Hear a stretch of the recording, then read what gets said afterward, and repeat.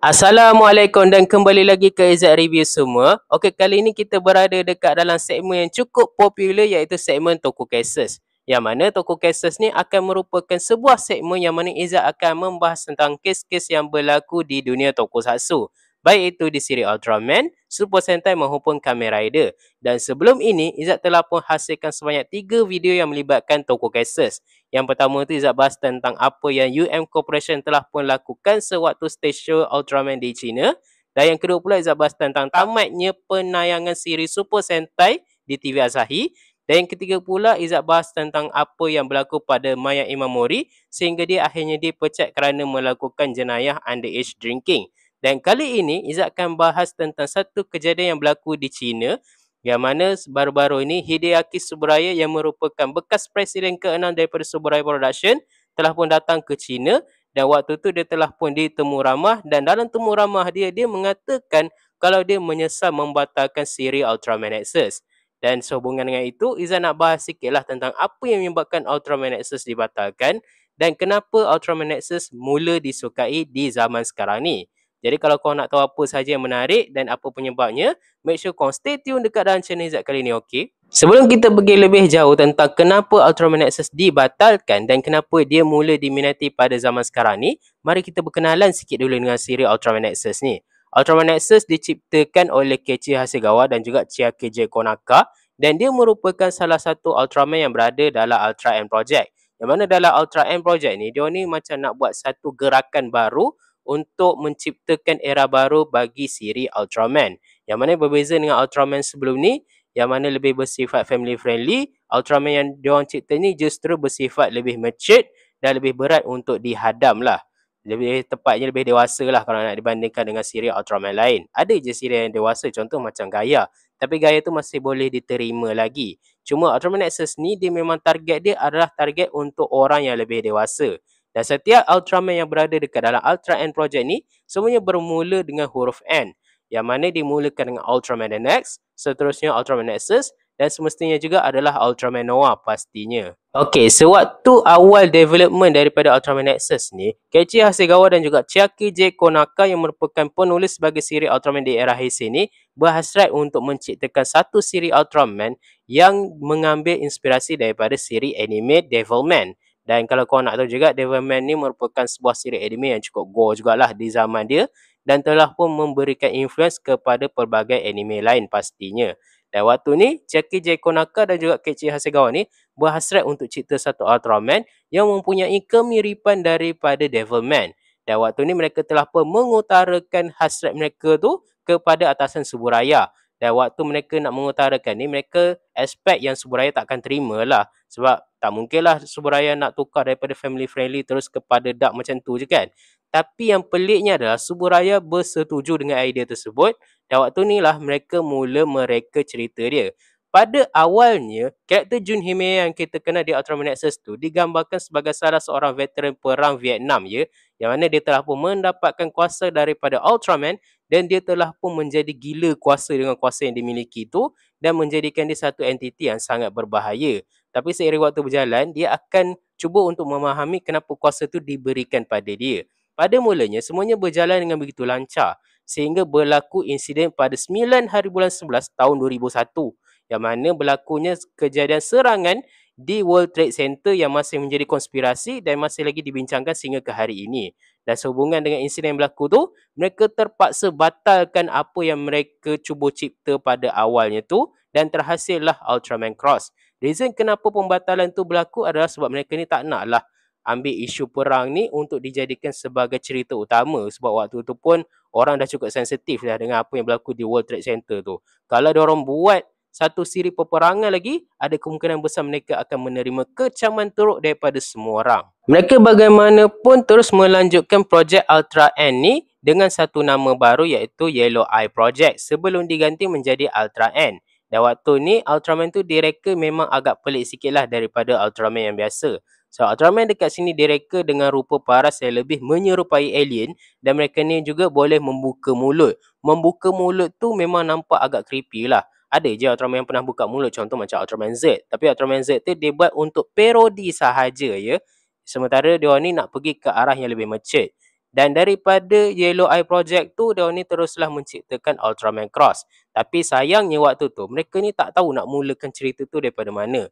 Kebetulan pula, Keiichi Hasegawa tak ada waktu ni sebab dia sedang sibuk mencipta dan juga menulis siri Ultraman yang baru dan juga movie Ultraman yang baru yang akan dikeluarkan. Jadi waktu ni dia memang tak tahu nak mula daripada mana.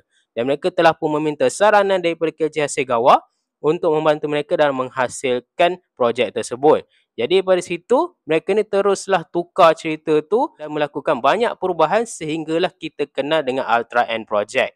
Yang mana berbeza dengan awalnya tadi tu, yang mana mereka ni nak menceritakan tentang satu karakter yang menjadi gila kuasa dan kuasa Ultraman yang dimiliki. Dia justru menukar cerita tu seperti mana yang kita kenal sekarang ni. Okey, sebenarnya kan siri Ultraman Nexus ni bukannya dibatalkan hanya disebabkan masalah daripada jam tayang.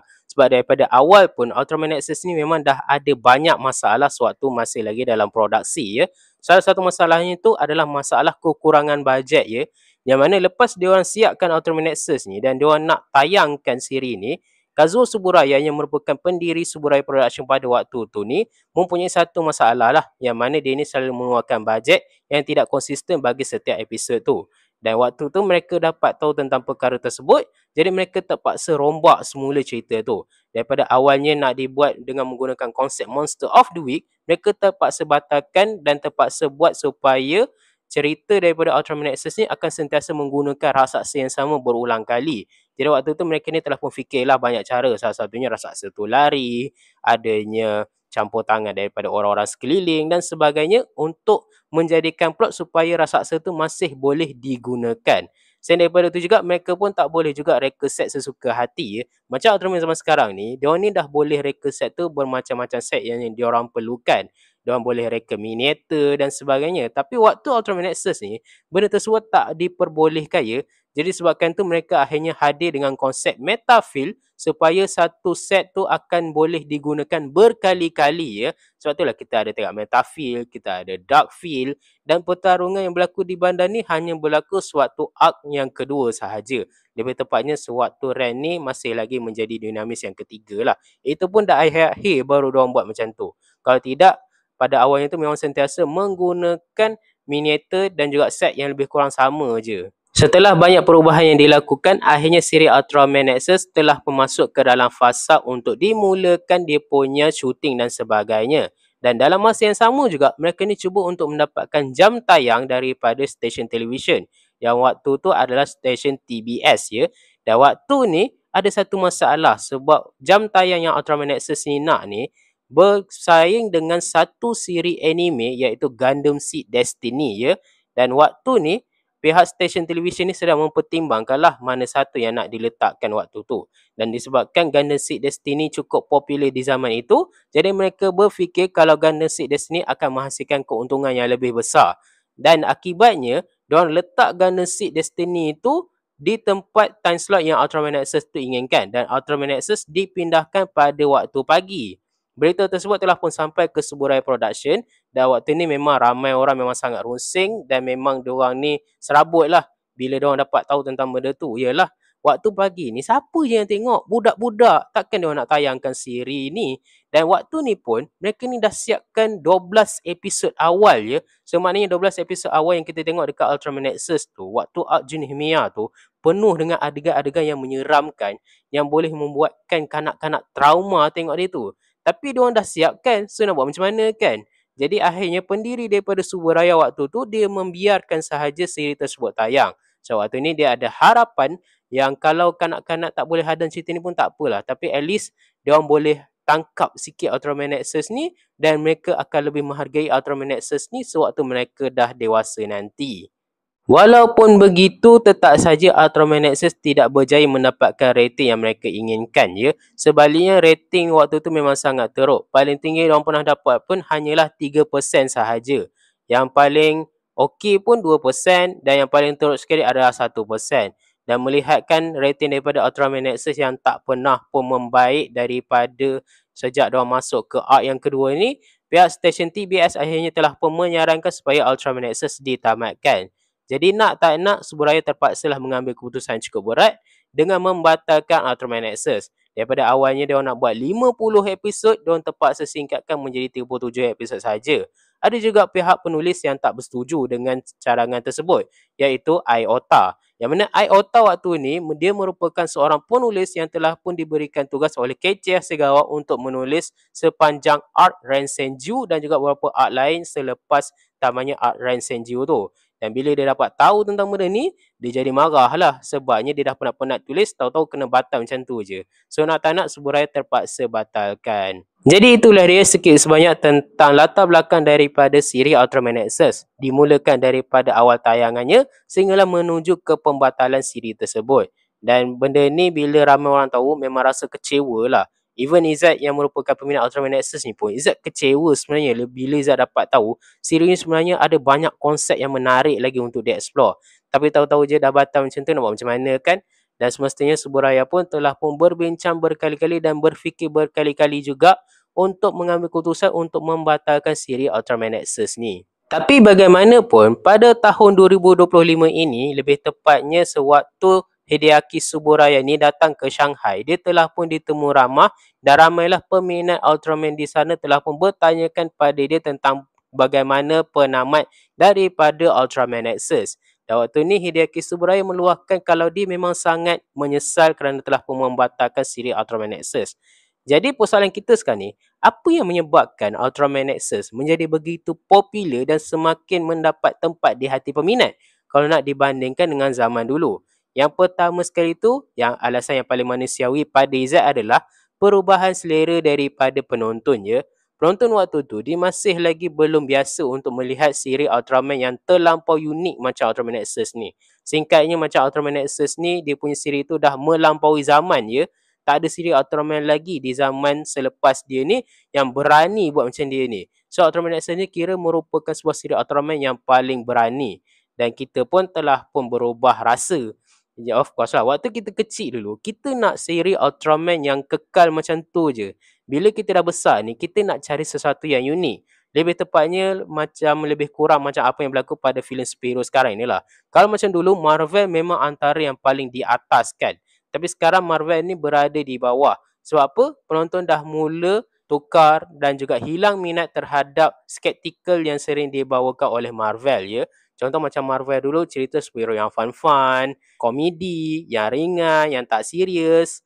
Benda-benda macam tu lah yang orang suka. Tapi bila diorang dah selalu tengok benda yang sama berulang-ulang kali, mereka ni nak cari satu yang unik. Dan dalam masa yang sama pula, muncul pula siri superhero yang unik. Contoh macam The Boys, Invincible yang sememangnya melampaui apa yang telah pun Marvel lakukan. Diorang keluar daripada zon selesa yang biasanya filem superhero ambil dan buat satu filem superhero dengan cara mereka sendiri ya. Dan hasilnya adalah cerita superhero macam Invincible dan juga The Boys jauh mendapat tempat yang sangat istimewa di hati peminat, sementara Marvel pula masih lagi merudum.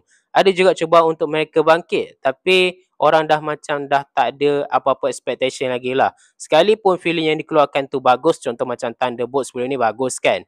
Tapi ada je orang yang tak minat. Sebab apa? Sebab mereka dah hilang kepercayaan kepada Marvel ya. Sementara Ultraman ni pula, dia ni masih lagi gembira lah untuk melihat siri Ultraman yang tayang tu. Cumanya siri Ultraman Nexus ni dia unik. Sebabnya tak macam siri Ultraman lainnya yang mengekalkan konsep Monster of the Week, diorang justru keluar daripada zon selesa mereka dengan cuba untuk konstruk cerita yang lain daripada yang lain. Daripada sebuah siri yang family friendly kepada sebuah siri yang hanya orang dewasa faham sahaja. Jadi dia pun cerita tu jauh lebih kompleks ya. Dan dia pun tak banyak sangat fighting scene. Kita waktu budak-budak dulu, kita tengok Ultraman Nexus ni, kita tak minat sebab tak banyak fight. Walaupun sebenarnya ada fight dia, tapi fight dia tu kejap-kejap. Dan dia punya penempatan fight dia pun tak menentu. Kadang boleh di permulaan episod, kadang boleh di pertengahan, kadang juga boleh di akhir episod. Jadi kita kena tonton setiap siri tu untuk kita tengok fight yang berlaku dekat dalam cerita tu. Dan apa yang ditekankan dekat dalam siri Ultraman Nexus ni, fighting tu bukan lagi sajian utama. Sebaliknya, fighting tu boleh diibaratkan seperti side dish lah. Dan hidangan utama siri Ultraman Nexus ni adalah dia punya jalan cerita. Jalan cerita dia kompleks dan hanya boleh difahami oleh orang dewasa sahaja. Sebab tu, bila orang dah besar, diorang tengok boleh Ultraman Nexus, diorang mula faham apa yang Ultraman Nexus ni cuba sampaikan. Selain daripada tu, of course lah, daripada segi dia punya lagu opening. Lagu opening dia, Izzat rasa tak ada satu pula yang pernah miss. AU yang dibawakan oleh kumpulan Doa best. Lepas tu lah Aoi Kajitsu pun best. Dia punya lagu ending pun best dan memang sangat kena dengan tone daripada siri Ultraman Nexus tu. Bahkan juga, daripada apa yang Izzat tahu, ada satu tournament best boy yang diadakan pada tahun 2024. Diorang tu siap mainkan lagu daripada Ultraman Nexus ni. Dan kalau korang dengar, memang best dia punya tu. Selain daripada tu juga, siri Ultraman Nexus ni pun lebih difahami oleh orang dewasa sebab dia mempunyai banyak filosofi dan pelbagai adaptasi yang kita tak pernah expect kita akan nampak dekat dalam siri Ultraman ni. Kalau korang peminat Ultraman, terutama sekali Ultraman Nexus, saya memang sangat sarankan korang untuk pergi ke IG Ultra N fanpage. Yang mana dekat dalam IG tu, dia breakdown hampir setiap benda dan filosofi yang ada dekat dalam siri Ultraman Nexus ni. Dan bila Izzat tahu, Izzat baru tahu rupa-rupanya Ultraman Nexus ni, dia ada banyak layer dan juga banyak filosofi yang hanya orang dewasa je faham. Salah satunya adalah daripada perhiasan yang dibelikan oleh Ren untuk diberikan pada Mizuo tu pun ada makna dia. Lepas pula kisah daripada Force dan juga Mephisto pun diadaptasi daripada satu kisah legenda yang memang cukup popular. Cuma Ultraman Nexus tu dibuat dengan cara yang lebih senang faham dan kita sebagai orang dewasa yang dah biasa tengok cerita Force ni akan lebih faham apa yang disampaikan dekat situ. Sebab biasanya orang buat cerita Force ni dengan cara yang sangat artistik dan tak semua orang faham. Tapi Ultraman Nexus, dia angkat benda yang sama tapi dia ubah supaya orang boleh faham lebih lanjut tentang kisah daripada Force dan juga Mephistopheles tu macam mana. Selain daripada tu, yang menarik lagi daripada siri Ultraman Nexus ni adalah dia punya cerita yang kompleks. Kalau korang peminat siri anime yang kompleks, contoh macam Attack on Titan, kau memang perlu tengok Ultraman Nexus ni sebab cerita dia memang kompleks. Setiap karakter dan juga setiap dinamis tu ada backstory yang tersendiri, perkembangan karakter yang bagus, villain yang kompleks dan juga memang sangat creepy. Banyak adegan-adegan yang creepy jugalah dekat siri Ultraman Nexus ni. Dan cerita dia pun memang sentiasa menghiburkan Izzat. Apatah lagi bila dah masuk ke dalam arc kedua daripada Ren Senju tu pun merupakan satu benda yang unik juga. Sebabnya ramai orang menganggap kalau arc kedua daripada Ren Senju tu dicipta untuk menaikkan rating dan merupakan paksaan daripada atasan Subaraya. Tapi sebenarnya tidak ya. Sebab Keiichi Hasegawa selaku developer, dia memang mengatakan kalau setiap host dinamis daripada Ultraman Nexus ni akan membawa perubahan tone kepada cerita. Contoh macam waktu dinamis di Himeya, cerita dia tu jadi lebih gelap. Sementara waktu arc Ren Senju, cerita dia tu jadi lebih cerah sebab personality Ren yang lebih ceria dan lebih cerah daripada siri daripada dinamis yang sebelumnya. Jadi benda tu memang dah dirancang daripada awal. Setiap dinamis akan membawa tone yang berbeza kepada cerita ni. Dan selain daripada itu juga ada juga konsep menarik yang diketengahkan. Contoh macam time travel, yang mana sekarang ni time travel tu dah banyaklah digunakan untuk pelbagai installment Ultraman. Cumanya Ultraman Nexus lah yang mulakan dulu. So Ultraman Nexus ni dia banyaklah influence siri-siri Ultraman yang lain. Sehubungan dengan pernyataan daripada Hideaki Subaraya tu, Izzat adalah juga tengok di ruangan komen kan. Dia kata kalau cakap menyesal saja tak guna. Baik sambung turut siri Ultraman Nexus ni kan. Pada Izzat sendirilah kan. Izzat rasa sebenarnya tak menutup kemungkinan untuk diorang sambung. Cumanya dah tak sama macam dulu lagi lah. Sebenarnya segala idea yang diorang curahkan pada siri Ultraman Nexus ni dah bertahun-tahun lepas dah pun. Ada pelakon yang dah tua, ada orang yang dah tak ada dan sebagainya. Jadi orang kata memang agak sukar untuk diorang ni sambung Ultraman Nexus tu. Apatah lagi, ada beberapa orang yang pernah terlibat dalam Ultra N project sebelum ni, ada yang dah lupa dah tentang dia punya draft asal cerita tu macam mana. Walaupun ada juga diorang buat salinan dan juga sambungan dalam bentuk novel. Contoh macam Ultraman Nexus, Second Coming Dream yang dikatakan merupakan bahagian dan juga ending daripada Ultraman Nexus tu. Kira macam true ending lah kepada siri Ultraman Nexus ni. Pada Izzat dia memang boleh adaptasi daripada situ tapi dah tak sama macam dulu lah. Sebab hasil yang diorang dapatkan daripada dulu dengan apa yang diorang akan buat sekarang ni pastinya dah berbeza. The reason kenapa diorang nak buat macam ni adalah sebab seperti yang Izzat kata tadi, taste diorang tu dah berubah. Even Ultraman Nexus ni pun memang cukup popular di negara China sana ya. Dan ada juga yang minta diorang ni untuk buat anime. Dan pada Izzat itu merupakan satu idea yang bagus mengingat siri animasi dan juga siri anime daripada Jepun sekarang ni memang dah gila-gila, especially daripada segi fighting tak perlu nak cerita lah. Memang mantap. Jadi Izzat rasa macam tak menutup kemungkinan lah. Dan anime ni pun Izzat rasa merupakan salah satu platform yang Izzat rasa kalau diorang nak angkat cerita yang dark pun boleh. Contoh macam Attack on Titan, diorang boleh dark. Banyak lagi lah siri-siri anime yang Izzat tengok dark tapi dapat je sambutan. So why not cuba buat anime kan? Cumanya ada juga orang kata ambil sikit daripada siri asal dan cantumkan terus dengan apa yang berlaku dekat novel tu. Pada Izzat itu merupakan idea yang menarik, tapi sekali lagi itu semua terletak pada tangan Suburaya ya. Dan sekiranya kalau diorang betul-betul berniat nak sambung balik Ultraman Nexus ni, Izzat sangat sarankan diorang tu untuk panggil balik Keiichi Hasegawa ya. Sebab Keiichi Hasegawa ni lah developer daripada Ultra N Project ni. Dan daripada apa yang Izzat tengok, Keiichi Hasegawa ni masih lagi aktif menjadi penulis di siri anime dan juga beberapa tokusatsu lainnya. Contoh macam Kamen Rider, dia pernah tulis untuk Kamen Rider Gotchard. Dan lepas pula dia ada juga menjadi penulis untuk beberapa episod di Number One Sentai Gozuja. Melihatkan dia yang masih lagi aktif di bidang penulisan, Izzat rasa dia ni memang boleh diharapkan untuk sambung daripada Ultra N Project ni. Apatah lagi dia ni masih mempunyai hubungan yang baik dengan Suburaya. Mengingat dia pernah menghasilkan 3 anime di bawah Suburaya Production. Yang pertama tu dimulakan dengan SSS Gridman, SSS Dynazenon dan yang terbaru pula adalah Gridman Universe ya. Dan kalau macam kita tengok daripada siri anime yang dia tulis tadi tu, masih ada lagi reference daripada Ultra N Project, khususnya Ultraman Nexus ya. Dan benda tu nanti Zat akan bahas lah. Tapi Zat rasa Keiichi Hasegawa patut dipanggil sekiranya mereka nak buat adaptasi daripada segi anime ya. Selain daripada tu, sehubungan dengan apa yang terjadi itu, apa yang Zat boleh cakapkan, Suburaya ni dia tak pernah anggap satu pun siri Ultraman dia ni sebagai sebuah kegagalan. Sebaliknya sebagai sebuah salah satu cara untuk diorang ni memperbaiki di masa akan datang lagi. Sebenarnya kalau memang betul lah diorang anggap Ultraman Nexus itu satu kegagalan, diorang takkan terus letakkan reference Ultraman Nexus di pelbagai siri Ultraman selepas dia. Macam contoh macam Deka kan. Deka banyak reference daripada Ultraman Nexus. Omega pun ada dan juga beberapa siri Ultraman Era Rewa ni memang mempunyai banyak reference kepada siri Ultra N ya. Dan sebab apa? Sebab diorang tu masih lagi menghargai dan masih lagi menyayangi Ultra N Project. Cumanya yang diorang menyesal tu adalah sebab diorang batalkan waktu tu. Tapi diorang sama sekali tak pernah menyesal langsung menghasilkan siri Ultraman Nexus. Jadi Izzat rasa itu sajalah kot video kita hari ni membahas tentang Ultra N Project ya. Izzat dah ceritakan macam mana terbentuknya Ultra N Project sehingga membawa kepada pembatalan siri dia. Kalau korang dah tengok video Izzat ni pada mula sampai habis, apa pendapat korang? Jangan lupa tinggalkan komen kat bawah. Jangan lupa like, share dan subscribe ke channel Izzat. Kita jumpa lagi di next video tentang perbahasan dan juga kes yang berlaku di dunia tokusatsu yang lainnya. Assalamualaikum dan bye.